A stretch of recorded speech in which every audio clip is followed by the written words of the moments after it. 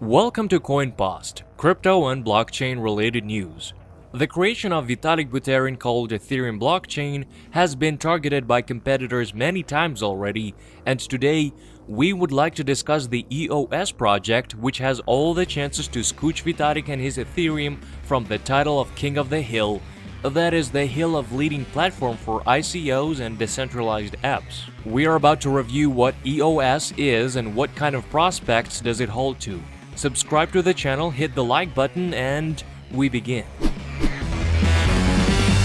Behind the EOS blockchain, there is a company called Block.one which specializes in developing software for business purposes. The CTO of the project is Daniel Larimer, also known as co-founder of Steem and BitShares platforms. The goal of EOS is to create an operating system for developing and launching decentralized applications.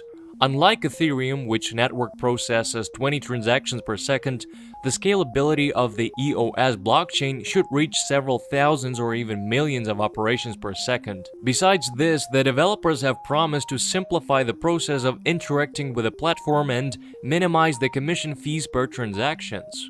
In other words, EOS is to become the fastest, cheapest, and the most convenient blockchain. Project EOS has held the longest and the most expensive ICO in the world at the time of recording this video. Overall, 1 billion EOS tokens have been created. 200 million coins were sold for $170 million during the first 5 days of the first ICO stage. Then, on July 1st, 2017, a second ICO stage had begun, which lasted almost a year until June 1st of 2018. Each day, only 2 million tokens were put for sale. This was made on purpose so that as the platform developed, they could raise the price of the tokens. As a result of the longest ICO, the EOS team raised $4 billion in investments, overshadowing TON ICO of Pavel Durov for more than twice. You can watch our video about his TON ICO on our channel. The Block.one developers have left the remaining 100 million tokens for themselves for Black Days and further project development per se.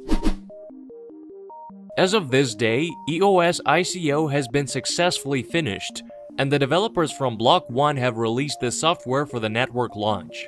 It is known that the main network is running and is in the state of final testing. If you look at the data from coinmarketcap.com, you'd see that EOS is in the top 5 of cryptocurrencies by capitalization, but predicting its next move is gonna be problematic.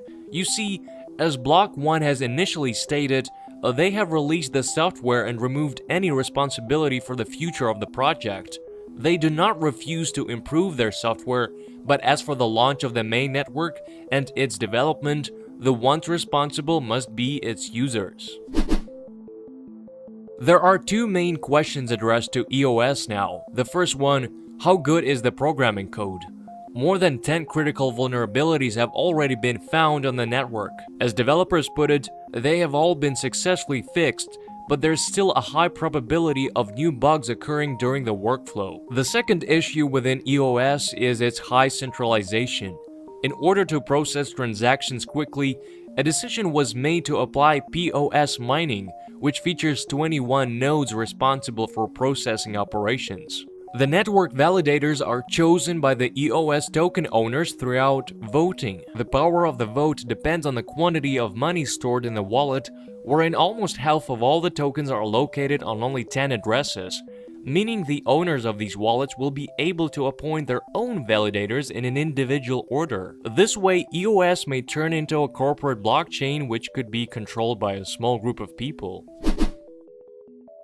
The future of EOS depends on 3 factors. First of all, the stability of the network workflow. Secondly, the real level of decentralization. And thirdly, the Ethereum users. EOS is not the first project that's faster and more convenient than Ethereum, but Ethereum has got a multi-million army of users. The demand for the EOS blockchain is what determines if the Ethereum users will want to move on to another platform. Because it's not enough to write a good programming code, you would have to make it popular too. Write in the comments what do you think on EOS, and don't forget to subscribe so that you'll be in the loop of crypto news. That's it for today. This was the channel about cryptocurrencies, CoinPost. Subscribe and get enlightened.